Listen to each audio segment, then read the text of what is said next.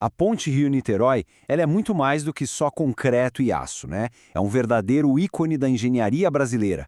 Mas ela não é só uma estrutura bonita de se ver. Ela foi a solução para um problema gigantesco que praticamente paralisava uma metrópole inteira. Vamos entender a história por trás dessa mega obra?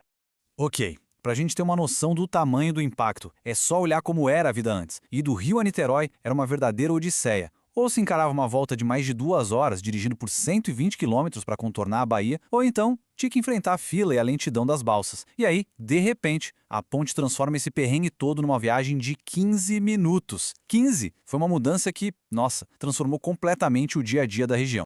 E aí fica a pergunta, né? Como foi possível conectar permanentemente essas duas cidades, vencendo um obstáculo do tamanho da Baía de Guanabara? A resposta para isso, olha, nos leva a uma jornada de quase um século. É que a ideia não era nem um pouco nova. Ligar o Rio a Niterói era um sonho antigo, que ficou ali guardado por quase 100 anos, só esperando a tecnologia evoluir o suficiente para tirar essa ambição do papel. E essa linha do tempo mostra bem esse longo caminho. Tudo começou lá em 1875, com Dom Pedro II que imaginou um túnel. Demorou quase 90 anos só para um grupo de estudos ser criado para pensar numa solução. E aí, finalmente, em 1968, veio a autorização para construir a ponte. As obras começaram no ano seguinte e em 1974 ela finalmente foi inaugurada. Agora a gente chega no coração da história. As proezas de engenharia, assim, inacreditáveis que foram necessárias para levantar essa estrutura em cima da Baía de Guanabara, que não é um lugar fácil de se construir. A missão parecia quase impossível e tinha basicamente 3 problemas centrais. Primeiro, como é que se fixa as fundações num fundo de mar que é profundo e instável? Segundo, como criar um vão alto bastante para os maiores navios do mundo passarem sem atrapalhar o tráfego aéreo dos aeroportos Santos Dumont e Galeão, que são ali do lado? E terceiro, a logística de construir quilômetros e quilômetros de estrutura em mar aberto. E a solução para um desses desafios foi uma inovação que mudou tudo: as aduelas. Em vez de construir a ponte inteira lá no meio da baía, a ideia foi pré-fabricar em terra esses blocos gigantescos de concreto, cada um pesando 110 toneladas. Essa técnica, a construção por segmentos, foi uma verdadeira revolução na engenharia de pontes aqui no Brasil. O processo era uma coisa de cinema, um verdadeiro balé logístico. As aduelas eram feitas em terra, depois transportadas em balsas especiais pela Bahia. E aí, uma por uma, eram içadas e encaixadas no seu lugar, como um quebra-cabeça gigante, unidas por cabos de aço que garantiam que tudo ficasse firme e no lugar. E para ter uma ideia da escala disso tudo, o vão central da ponte tem 72 metros de altura livre. Isso é o mesmo que um prédio de 23 andares. É espaço mais do que suficiente para os maiores navios do planeta, petroleiros, cargueiros, passarem por baixo sem nenhum problema.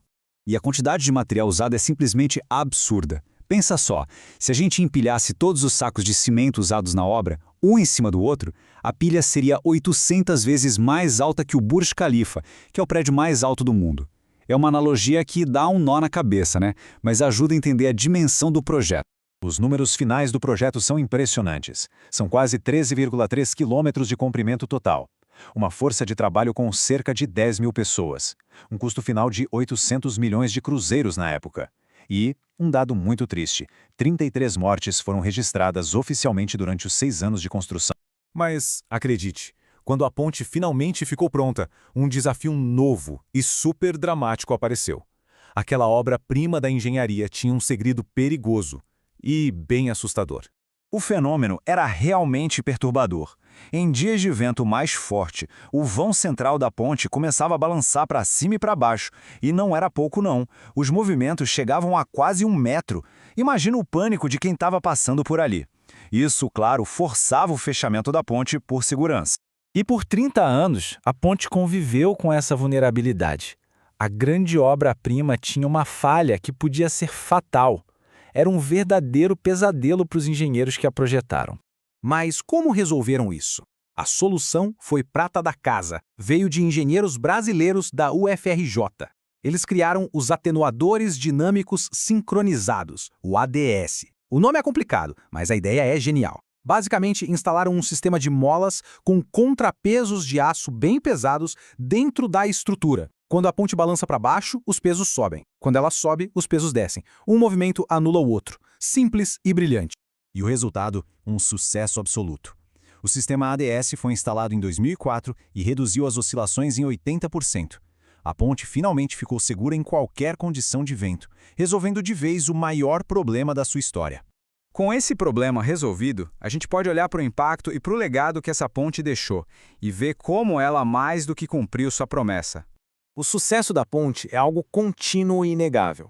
Ela foi projetada para aguentar 50 mil veículos por dia.